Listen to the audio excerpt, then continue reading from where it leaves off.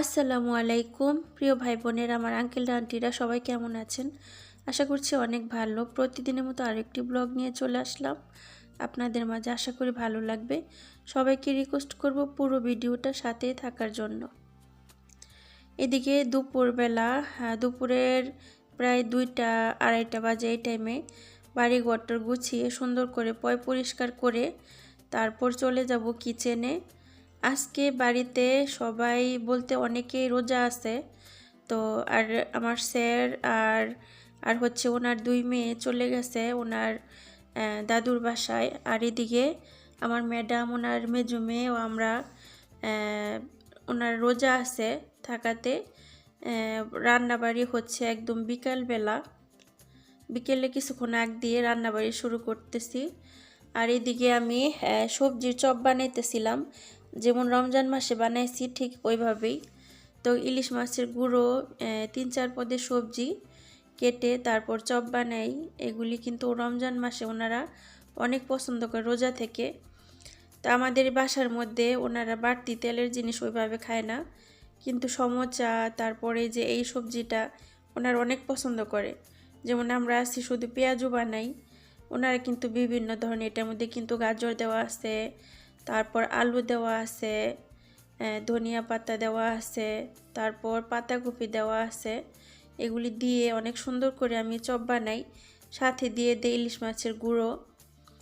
আর মানে খুবই ভালো লাগে। মাশাআল্লাহ তাবারাকাল্লাহ। তো আলহামদুলিল্লাহ রব্বিল আলামিন। তো রোজা থাকলে কি যে একটা শান্তি আর কি যে একটা ভালো লাগা কাজ করে, সত্যি মানে কাউকে বলে বোঝাতে পারবো না। আমার কাছে মনে হয় রোজা থাকলে যে মানে কি বলবো, আমার কাছে মনে হয় যে এরকম রোজা যদি প্রতিদিন থাকতো মানে খুবই ভালো লাগতো। মানুষ যখন রোজা থাকে, মানুষের মন মানসিকতা, তারপর মানুষের ভিতরে যে একটি ভালো লাগা কাজ করে, সেটা না কেমন যেন উঠে যায় যে হ্যাঁ সত্যি বুঝে আমরা মুমিন মুসলিম। সুবহানাল্লাহ। রমজান মাসের মতো একটা রহমত বরকতের মতো কাজ করে। সুবহানাল্লাহ। তো আমি এদিকে রান্নাবাড়িটা প্রায় কমপ্লিট করতেছি। তো এখন আমি রান্নাবাড়ি কমপ্লিট করে তারপর আমি দিয়ে দিচ্ছি হচ্ছে দক্ষুন। তো দক্ষুন দেওয়ার জন্য আমি এখানে কিছু জামরা পুড়ে নিলাম। তো জামরাগুলো পুড়ে আমি দিয়ে দিচ্ছি, মানে 2টার মধ্যে দিয়ে দিব। একটা হচ্ছে আমাদের নিচতলার জন্য আর আরেকটা দিয়ে দিব দোতলার জন্য। তো দোতলারটা কিছুক্ষণ পরে ম্যাডাম ইফতার করবে। ইফতার করার পর উনি নিয়ে যাবে। তো আমি এখন 2টার মধ্যেই আমি দক্ষুন দিয়ে দিব। আর এই যে দক্ষুনটা দেখতেছেন, এটা কিন্তু বাড়ির জন্য নাকি অনেক উপকার। এর আগেও আমি কয়েকটা ভিডিওতে বলছি, বাসার মধ্যে দিলে বাসার মধ্যে যে এক ধরনের একটা গন্ধ থাকে, একটা স্মেল থাকে, সেটা চলে যায়। আর এটা নাকি দিলে নাকি বাসাটাও ভালো লাগে, পাক পবিত্র থাকে, বাসার মধ্যে নাকি খারাপ কোনো কিছু থাকে না। তো নামটাম নাই বলি, তো আপনারা আশা করি বুঝতে পারবেন। আর ওনারা কিন্তু অনেকেই কমেন্ট করে, কিছু কিছু মানুষে কমেন্ট করে যে আপনাদের বাসায় কেন এগুলি দেন, এগুলি তো হিন্দুরা ইউজ করে, ওনারা এই পূজা টুজা করে এগুলি। মানে আসলেই এটা হচ্ছে এক ধরনের সুন্নতি। আর এসব কিন্তু শুধু হিন্দুরা তো ধূপ জ্বালায়, বিভিন্নটা দেয়। আর এটা কিন্তু ওনাদের বাসার জন্য একটা পাক পবিত্র একটা জিনিস, ঠিক আছে? এটা খুবই খুবই বাসার জন্য কি বলবো। আপনার ঘরে যদি একটু অন্যরকম একটা গন্ধ থাকে, এটা দিলে সারা যেই কথা সেই কাজ। ওই দিন আপনাদের সাথে মাছের ব্যাপারে শেয়ার করছিলাম, অনেক মাছ আনছিল স্যার। তো এই যে দেখেন, আমি বলছিলাম টমেটো দিয়ে ঝোল করব। তো আজকে রান্না করলাম, আপনাদের সাথে সময়ের অভাবে শেয়ার করতে পারি নাই। এই যে টমেটো আলু, তো যেই কথা সেই কাজ, রান্না করে ফেললাম। এই যে আমার টমেটো দিয়ে আলু দিয়ে টমেটোর ঝোল। মাশাআল্লাহ মাশাআল্লাহ। তো দেখেন, আর এখানে এই যে মাথাটা রয়েছে, আর আরেকটি পিস আছে, এটা পরে।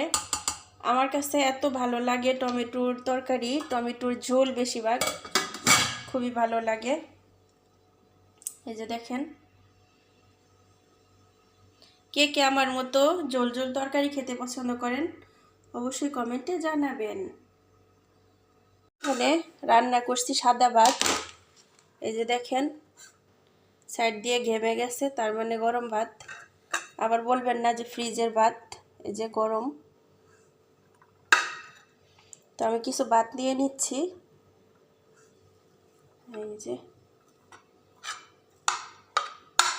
ভাতের এখনো ভাপ বের হইতেছে।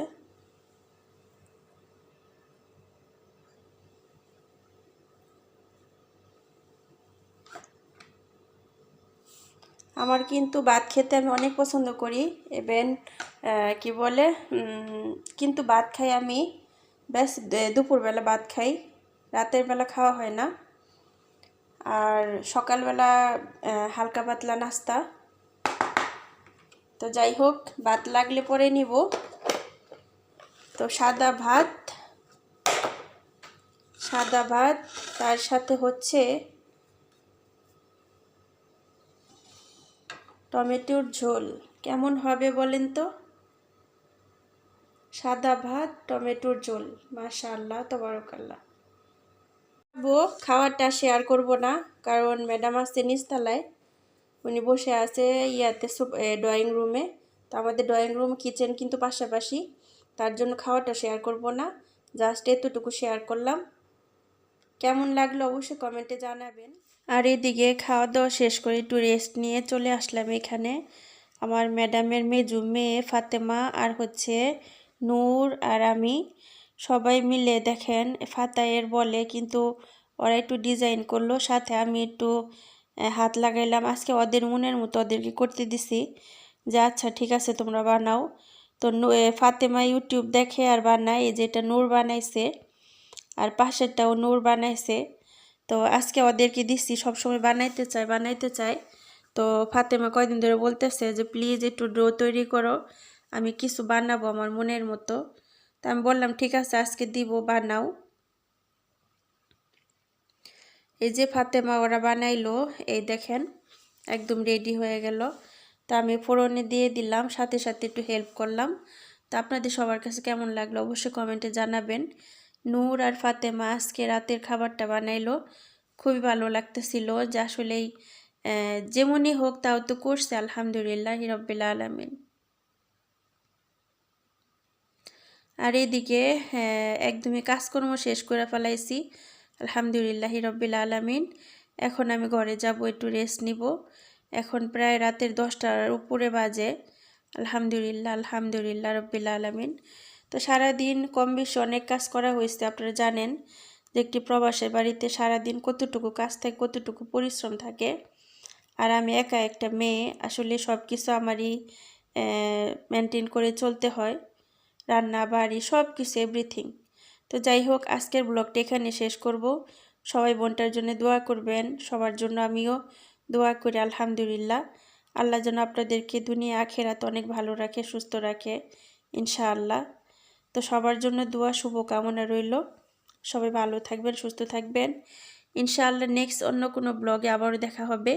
আর সবাইকে বলবো যারা আমার চ্যানেলে নতুন আছেন তারা প্লিজ আমার চ্যানেলটা সাবস্ক্রাইব করবেন, ও যারা আমার চ্যানেল অলরেডি সাবস্ক্রাইব করেছেন তাদেরকে অসংখ্য অসংখ্য ধন্যবাদ। আর প্লিজ সবাই একটি করে লাইক করবেন, যদি ভিডিওটা ভালো লাগে ফ্যামিলি ফ্রেন্ডসদের সাথে শেয়ার করে দিবেন। তো ঠিক আছে, সবাই ভালো থাকেন। নেক্সট অন্য কোনো ব্লগে আবারও আপনাদের সাথে কথা হবে, দেখা হবে ইনশাআল্লাহ। এ পর্যন্ত সবার জন্য শুভকামনা রইল। আমার ছোট ছোট মামুনিরা যারা আছো সবাই দোয়া এবং ভালোবাসা নিবা ইনশাআল্লাহ। অনেকে কমেন্ট করেন যে আপু এখানে কিন্তু ছোট বাচ্চারাও ভিডিও দেখে। হ্যাঁ আমি জানি, অনেকে আমাকে কমেন্ট করে যে আন্টি আমি কিন্তু অনেক ছোট। তো ছোট মামুনিদের জন্য মনের গভীর থেকে দোয়া রইল। সবাই ভালো থাকবে, আল্লাহ হাফেজ।